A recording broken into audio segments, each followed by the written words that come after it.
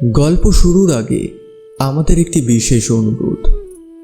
আমাদের চ্যানেল আঁধারে আড্ডাকে এখনই সাবস্ক্রাইব করুন। আপনাদের ভালোবাসা এবং আনন্দ আমাদের একান্ত কাম্য। ধন্যবাদ। 1608-এর দিকে মোগল সম্রাট জাহাঙ্গীরের শাসনকালে সুরাটে প্রথম ইংরেজদের বাণিজ্য কুঠি স্থাপনের অনুমতি পায়। আর ওদিকে সপ্তদশ শতাব্দীর 1658 সালে ইস্ট ইন্ডিয়া কোম্পানির একজন প্রতিনিধি হিসেবে জেমস হার্ট ঢাকা প্রবেশ করার মধ্য দিয়ে বাংলায় ইংরেজ আগমন শুরু হয়। আর সেই থেকেই এদেশের পতনের একটা সূচনাও শুরু হয়।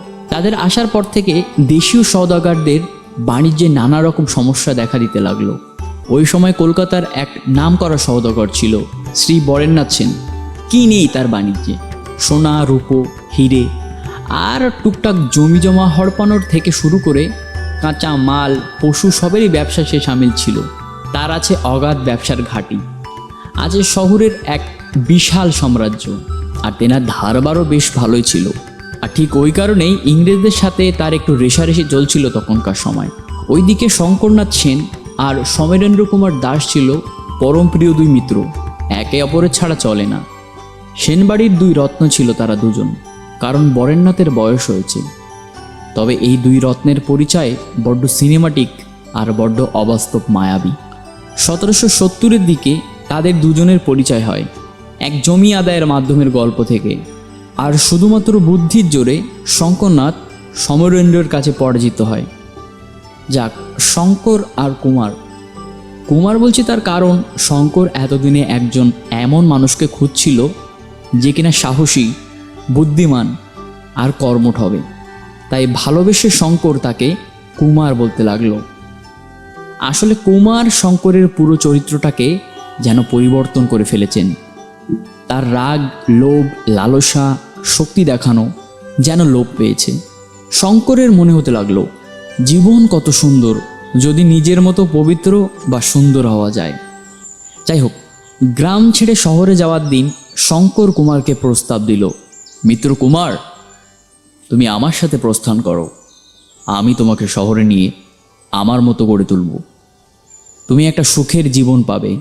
না মিত্র, তা হয় না। আমি একেতে ছোট জাত, তুমি আমাকে তোমার মিত্রতায় সম্মান করেছো, এটাই আমার কাছে অনেক। কিন্তু আমি যে তোমার বুদ্ধি, তোমার সাহায্যে, তোমার বীরে আমি গর্বিত প্রিয় মিত্র।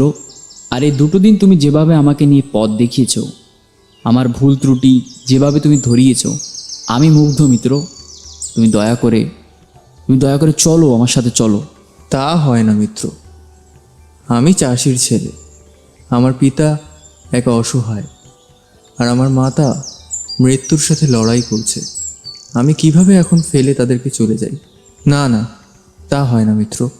শঙ্কর তখন বলে ওঠে, তুমি চিন্তা করো না, কত টাকা লাগবে আমি সব দিতে রাজি। তাদেরকে খুশি রেখে তুমি প্রস্থান করো মিত্র।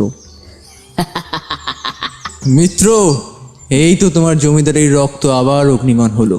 টাকা দিয়ে তুমি আমার বন্ধুত্ব খরিদ করতে চাইছো? না, এমনটা কখনোই নয়। আমি তো কেবল তোমাকে সাহায্য করতে চাই, যাতে তোমার কোনো দুঃখ কষ্ট না থাকে। তুমি একদমই আমাকে ভুল বুঝছো, এমনটা করো না। তথাস্তু প্রিয় মিত্র, তবে একটা শর্তে আমি কলকাতা যেতে পারি। বলো প্রিয় মিত্র, আমি তোমার সমস্ত শর্তে রাজি। তবে তুমি কি চাও? তবে আমি যেতে চাই একটা চাকরির আশায়। আমাকে হয়তো তুমি তোমাদের সুবিশাল প্রাসাদে তোমার পাশেও জায়গা দেবে আমি জানি, কিন্তু আমি একটা চাকরি চাই মিত্র। আমি শহরে গিয়ে অবশ্যই তোমার পাশে থাকবো, কিন্তু আমাকে আমার পরিবারকেও তো দেখতে হবে, তাই না? মিত্র কুমার, আজ থেকে আমার দায়িত্ব তোমার। আমার মহলে গিয়ে দেখবে, আমার অনেক কাজ আমি একাই দেখাশুনো করতে পারি না। আর আমার পিতা তো তোমার বুদ্ধিতে খুশি হবেন। আমার এত বড় সাম্রাজ্য, ব্যবসা থাকতে বাইরে কেন চাকরি করবে তুমি? কথা দিলাম, আজ থেকে তোমার আমার মিত্রতার থেকে বহিষ্কার করলুম, কারণ তুমি যে আমার প্রিয় ভাই। চলো ভাই, প্রস্থান করা যাক। সন্ধ্যায় কুমার তার পরিবারকে বিদায় জানিয়ে শঙ্কর 500 স্বর্ণ মুদ্রার একটা থলি কুমারের বাবাকে ধরিয়ে দিয়ে প্রণাম করে ঘোড়ায় করে সুদূর কলকাতার উদ্দেশ্যে রওনা দিলেন।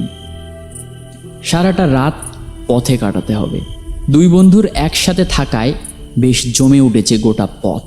এই আধারের আড্ডায় যেন ঘোড়াগুলো আনন্দে পুলকিত হচ্ছে।